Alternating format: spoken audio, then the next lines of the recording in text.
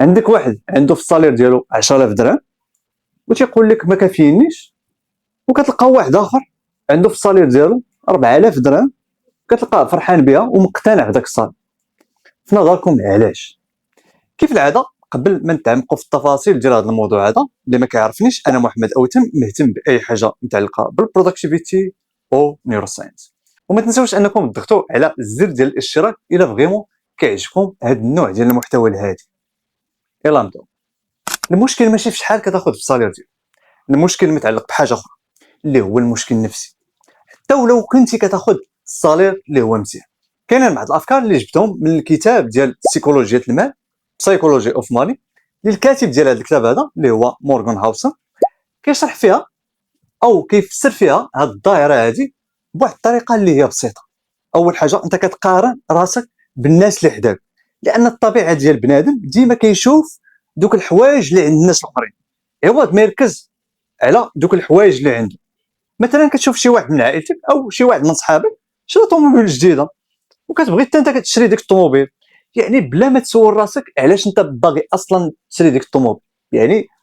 يعني داك المشكل ما متعلقش بواحد الحاجه منطقيه، يعني متعلق بواحد المشكل اللي هو نفسي. يعني شفتي شي واحد من عائلتك او شي واحد من صحابك شرا طوموبيل، حتى انت كتبغي تشري ديك الطوموبيل بلا ما تحتاجها اصلا. والمشكل هو انه كل ما زاد الصالير ديالك كل ما ديك الدائره اللي كتقارن راسك بها كتكبر معاك. من زمان كانوا الناس كيقارنوا ريوسهم مع شي واحد من عائلتهم او شي واحد من الجيران، ودابا كملات بهاد السوشيال ميديا. كتدخل نعم سيدي الانستغرام كتلقى الانواع ديال الفيديوهات كاينين تما، كتشوف واحد مصور مع اليخت وسط البحر او شي واحد سايق لومبرغيني، وانت صافي كتصدق داك الشيء، كتقول واه عايشين الحياه السعيده. ما تعرف داك اللي مصور مع اليخت باغي غير يدير شي اشهار لشي برودوي باش يسوقوا لك نتايا وكتصدق داك الشيء، او ديك لومبرغيني غير كراها باش يبيع شي خدمه، او نتوما عارفين دوك صحاب تريدينغ واللعيبات. بلا ما ندخل في التفاصيل. والدور ديال السوشيال ميديا هي انه تاخذ الاتنشن ديالك، يعني كتبقى واحد المده طويله كتبقى تسكرولي وكتصدق في داك الشيء، يعني كتشوف داك الشيء كيبيع لك واحد الوهم، وانت دماغك كتبرمج مع داك الشيء وكتقارن راسك مع الحياه ديالك نتايا والحياه ديالهم هما، وكتسحب لك واش ديما غادي يعيشوا ديما ديك الحياه، هما راه غير فتره وغادي يدوزوا من داك الشيء وغادي يمشيو للحياه العاديه ديالهم.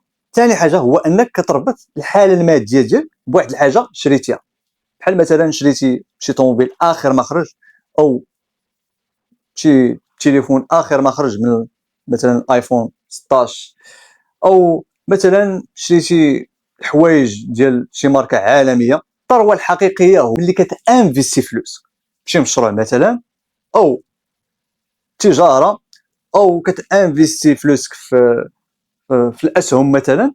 يعني خاصك تعرف فين كتحط فلوسك، يعني ما تحطهم في شي حوايج اللي غادي يخويو لك الجيب ديالك ماشي فلوسك. يعني خاصك تعرف فريمون فين خاصك تانفيستي فلوسك. انت اصلا كتبغي تبروفي للناس بانك لاباس عليك، راك كتحس غير بالنقص، حيت هذاك اللي اصلا اللي لاباس عليه راه ما كيحتاج انه يبروفي راسو بانه لاباس عليه.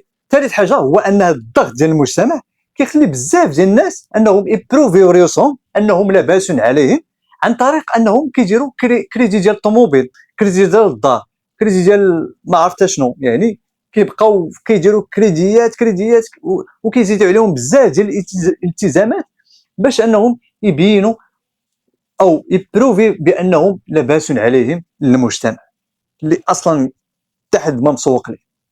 بخلاصه راه المشكل المالي راه ما متعلقش بشحال كتربح، راه المشكل متعلق بما هو نفسي. يعني انت كتقارن راسك بواحد الناس اللي بعازين عليك بزاف. مره اخرى صور راسك الا جاك داك الاحساس انك باغي تشري واحد الحاجه، صور راسك واش فريمون هاد الحاجه هادي محتاجها فريمون باش نقضي واحد الحاجه بغيتها، ولا غير هاد الحاجه بغيت نشريها غير حيت شفتها عند شي حد اخر. كان هذا هو النهايه ديال هذا الفيديو هذا.